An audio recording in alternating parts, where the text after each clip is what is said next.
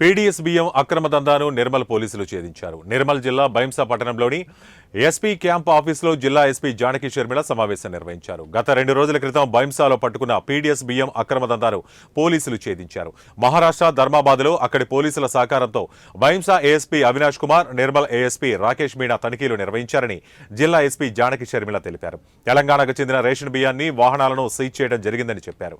2 నిందితులను అరెస్టు చేసి 300కి పైగా క్వింటాల బియ్యాన్ని సీజ్ చేశామని వెల్లడించారు.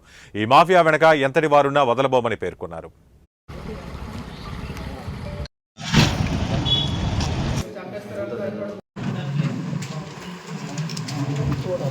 నిర్మల్ జిల్లాకు సంబంధించి ఒక పెద్ద పీడిఎస్ రైస్ ర్యాకెట్ని మేము ఛేదించడం జరిగింది. దీనికి సంబంధించి అంటే మనకి ఒక 7th నాడు బైంసాలో నిర్మల్ చౌరస్తాలో ఒక యాక్సిడెంట్ అయింది. పెద్ద లారీకి అండ్ కార్కి యాక్సిడెంట్ అయినప్పుడు చూస్తే దాని నిండా పీడిఎస్ రైస్ ఉంది. దాంట్లో 370 బస్తాలు పీడిఎస్ రైస్ ఉంది. సో ఎందుకు ఇన్ని బస్తాలు ఉన్నాయి అనేసి మనం దాన్ని అక్కడి నుంచి ఇన్వెస్టిగేట్ చేయడం జరిగింది. దానికి సంబంధించిన ఇన్వెస్టిగేషన్లో చాలా వరకు మనకి అన్ని ఫ్యాక్ట్స్ బయటపడ్డాయి. అక్కడ అతను మామిడాకు సంబంధించి వేరే ఒక రైస్ మిల్ దగ్గర లక్ష్మణ్ చందాలో ఒక రైస్ మిల్కి ఈ పీడిఎస్ రైస్ అంతా వెళ్తుంది.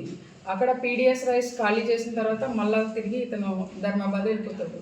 సో దీనికి మనం ధర్మాబాద్ కోసం ఈ బిద్రెల్లి చెక్ పోస్ట్ దగ్గర మనం చెకింగ్ చేస్తూ ఉన్నప్పుడు ఫాస్ట్గా ఒక పికప్ వ్యాన్ వెళ్తుంది.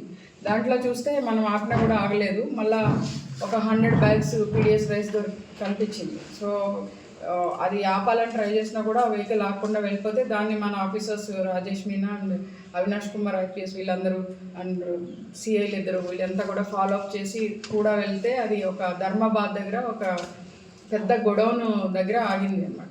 సో ఆ గొడౌన్లో ఏంటంటే మన నిందితుడు ఒక రవూఫ్కి సంబంధించిన గొడౌన్ అది. సో ఆయన అక్కడ ఈ పీడిఎస్ రైస్ అంతా కూడా